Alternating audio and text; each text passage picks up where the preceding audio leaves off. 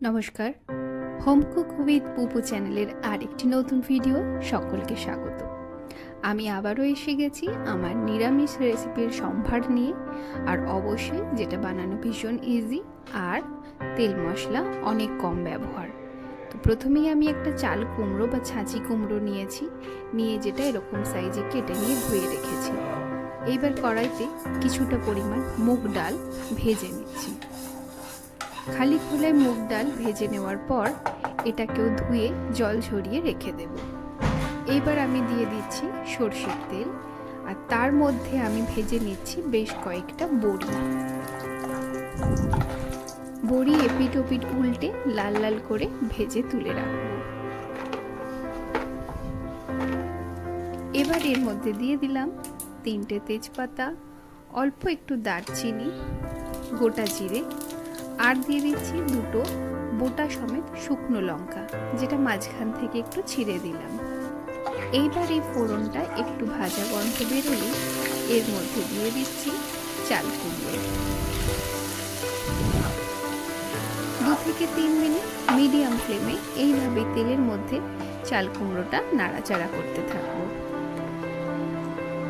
এবার দিয়ে দিলাম 1 চামচ নুন, দিয়ে দিচ্ছি পরিমাণ মতো হলুদ আর স্বাদ মতো লঙ্কার গুঁড়ো। যে যতটা ঝাল পছন্দ করো সেই মতোই লঙ্কার গুঁড়োর ব্যবহারটা করবে। আর দিয়ে দিলাম 1/2 চামচ জিরে গুঁড়ো। যদিও এটা খুব একটা ঝাল ঝাল ভালো লাগে না, ঝাল মিষ্টির পরিমাণটা ব্যালেন্স হলেই কিন্তু এটা ভীষণ টেস্ট হয়। এবার এর মধ্যে দিয়ে দিলাম ধুয়ে রাখা মুগ ডাল। এইবার আরও 1.5 থেকে 2 মিনিট এইভাবেই নাড়াচাড়া করে মুগ ডাল আর চাল কুমড়ো মিশিয়ে নেওয়ার পর 2 কাপ পরিমাণ জল এতে আমি অ্যাড করে দিলাম। জলের মধ্যে চাল কুমড়োগুলো ভালো করে ডুবিয়ে দিয়ে এইবার এটা 5 থেকে 7 মিনিটের জন্য ঢাকা দিয়ে সিদ্ধ হতে দেব। দেখতেই পাচ্ছ জল কিন্তু অনেকটা কমে গেছে, আর ডাল একেবারেই সিদ্ধ হয়ে গেছে, সাথে কিন্তু চাল কুমড়ো অনেকটা নরম হয়ে গেছে। এইবার স্বাদটা ব্যালেন্স করার জন্য উপর থেকে 1 চামচ চিনি দিয়ে ভেঙে টুকরো করে রাখা বড়িগুলোর মধ্যে দিয়ে দিলাম।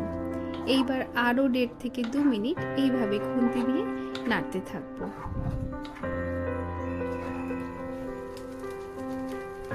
উপর থেকে দিয়ে দিচ্ছি একটু গরম মশলা আর 1 চামচ গাওয়া ঘি। গরম মশলার ফ্লেভারটা এতে এতটাই ভালো লাগে, এটা কিন্তু ভাতেতেও যেমন খাওয়া যায়, একটু মিষ্টি মিষ্টি বানালে রুটির সঙ্গেও কিন্তু দারুণ ভালোভাবে যায়। যে কোনো একটা নিরামিষের দিন এটা বানিয়ে দেখো, ভীষণ ভালো লাগবে। আর রেসিপিটি কেমন লাগলো অবশ্যই কিন্তু কমেন্ট করে জানিও। যারা চ্যানেলটা এখনও সাবস্ক্রাইব করোনি তাদের কাছে রিকোয়েস্ট, চ্যানেলটা সাবস্ক্রাইব করে পাশে থেকো। দেখা হচ্ছে তোমাদের সাথে নতুন আর একটা ভিডিও। আর ভিডিওগুলো কেমন লাগছে বা কীরকম ভিডিও তোমরা চাইছো অবশ্যই ফিডব্যাক দিও। Bye bye.